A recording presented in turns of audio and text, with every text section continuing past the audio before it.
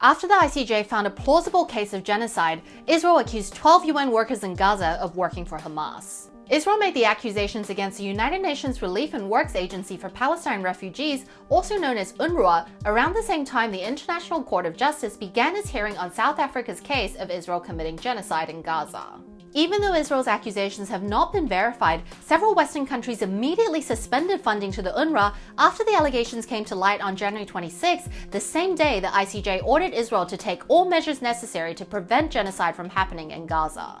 UNRWA is the main humanitarian agency in Gaza and the only one that has been allowed in to deliver aid since Israel began its war, which has killed more than 27,000 Palestinians. An estimated 1 million Palestinians in Gaza are now seeking shelter at UNRWA schools and centers after being forced from their homes. The countries that cut funding, including the US, UK, Germany, Japan, and Sweden, have been the main sources of the agency's funds. UNRWA said one of the accused staff had already been killed by Israel in the war, another was being identified, but it had fired the other 9 and launched an investigation. On Monday, January 30th, Israel said it had shared a document of its evidence with the US, but it did not share it with the UN, according to Al Jazeera. There are now differing reports about the actual number of staff Israel has accused, with later reports saying it was only 4 workers. 12 workers is just 0.04% of the 30,000 people employed by UNRWA.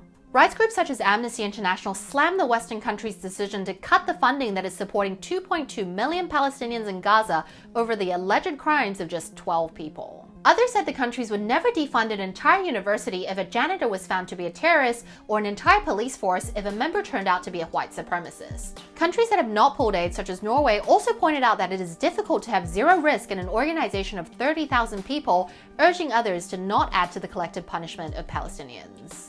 A UN expert said the decision to suspend funding could violate the Genocide Convention and defies the ICJ's ruling, which called on Israel to allow aid into Gaza.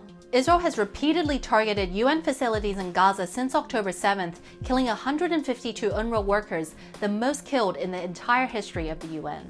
Follow for more updates on the situation in Gaza.